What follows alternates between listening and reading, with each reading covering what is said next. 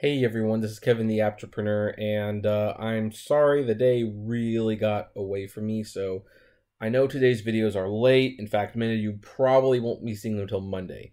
On late Monday, I do plan to have some more videos about the hashtag Paid Drivers Fair movement. It's just I want to do them right, and the day, like I said, it got away from me. But I did want to comment on this article because I frankly think this is something Google should not have done. Now, I know the race for the autonomous car industry is, in fact, very competitive. And I know, the companies want to be the ones to have their cars on the road. They have to. One of the common sense questions that cannot be answered to me is, so with the driverless cars, can we have multiple different map reading systems that will communicate with each other, or do these things depend on one company owning all the cars?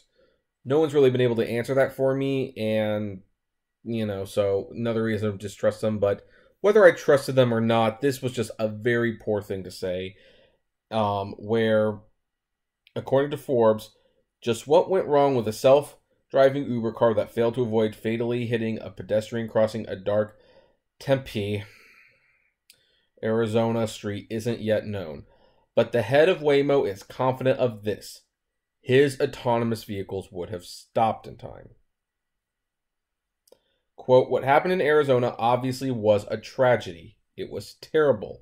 You couldn't watch that video and not be impacted. We're very confident that our car could have handled the situation. We know that for a lot of different reasons. It's what we have designed the system to do in situations just like that," he said prior to sharing that view in front of hundreds of dealers at a conference.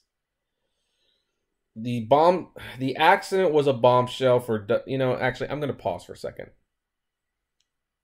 You know what? I know this is a sensitive topic because, when you report on it, there's always like a little bit of a sense of guilt. You're reporting on it, and yet, a lot of people are like watching your videos, or they're reading your blogs, or they're commenting on your articles. And you have to be careful because that could very much be exploitation. It just can. Someone lost their life and you're taking advantage of it. And that never makes you look good.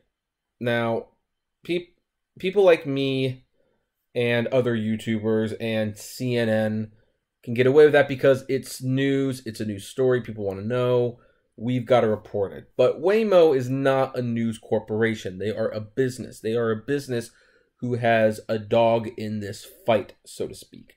Their cars are going to be coming under just as much scrutiny as Uber's. But the thing is, they don't see it that way. This guy clearly saw that woman was killed and was like, oh my God, this woman died, and it died in an Uber vehicle. I'm going to announce to the world our cars could have avoided it. And by the way, just to let you know, a little spoiler, no, there is nothing he said in this conference or in this speech that suggests his car would be any different. In fact, if I am not mistaken, although I could be, but I double checked, it appears that Waymo uses the same LiDAR technology that the Uber cars do. Now, they have different software. I am aware of that. But the thing is, if Uber did steal the Waymo technology like they claimed at one point, you don't necessarily want to be coming out swinging with this before you know exactly why the car failed, because it might be a problem that's shared with your car. So don't be bragging just yet. Anyway, continuing. The accident was a bombshell for dozens of companies racing to perfect autonomous technology, including General Motors, Ford, Lyft, Aptiv, Tesla, China's Baidu, Toyota, Nissan, Volvo, and Uber. But no company has had as much riding on robotic vehicles as Alphabet Inc.'s Waymo, the company created in 2016 to commercialize Google's many years of self-driving R&D. That's because it's about to begin a revenue-generating robotic ride service with no humans at the wheel, and Metro Phoenix is here. Yeah, let's see if that happens. Seriously, Let's just see if that happens. I suspect the voting public of Arizona has a very different viewpoint on whether or not they want this to be a thing at this point in time. So you might want to put the brakes on that just a little bit to see if you're even welcome after this. Investigators from the National Transportation Safety Board, or NTBS, dispatched to Tempe, are analyzing the Volvo XC90 SUV that struck and killed Elaine Hertzberg, 49, about 10 p.m. local time, March 18th. It's unclear how soon they'll determine the exact cause. Now, a lot of this is repeat stuff, including a note that, there are internal Uber documents that show that the Uber self-driving cars were way behind everyone else's, and they were truly not ready for prime time. Including this little quote: "The cars are having trouble driving through construction zones and next to tall vehicles like big rigs, and Uber's human drivers had to intervene far more frequently than the drivers of competing autonomous car projects. Even so, Uber's fleet was accelerating road tests in hopes it could impress top company executives." Well, wonder if that worked out the way they thought it would. Let's see here. And the Waymo executive continued, by the way, "We won't opine on what went wrong. That's not our job." Okay, well, here's the thing. If you don't know what went wrong, you cannot say definitively your car could have avoided this. Unless you know exactly what went wrong, there is no reason for you to believe that your car would not have done the same thing. Aside from the fact that your cars test a lot better, I'll give you that, but you don't know, therefore you can't say for sure your car wouldn't have done the same thing. There are a couple of different investigations going on. It will be interesting for us to see what the facts are, but we know that we could have detected that. We would have classified that appropriately, and we would have stopped the car before someone was hurt. Again, you don't know what went wrong. Heck, maybe the laser technology failed. In that case, then no, your car would have crashed. It just would have.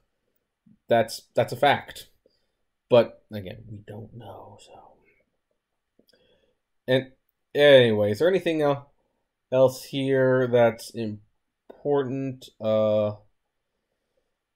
Let's see here. No, not really. So, yeah, now, again, I think this is kind of tasteless because, again, this isn't a public official. This isn't a news organization. This is someone who's a CEO of a company that is in this business. And, I mean, granted, they're going to be asked questions. But from my understanding, he was not asked a question. He got up on stage and it was just, oh, our car could have handled that. And it's a way to ensure investors and try to assure the public that, hey, we're cool. We're cool. Everything is fine with us. We would have avoided it when, in fact, they don't know if that's the truth. Maybe their car could have. I mean, in all fairness, from all the reports I've read, the, sorry, Dad, I'll call you back later. The Uber cars lag, but we just don't know.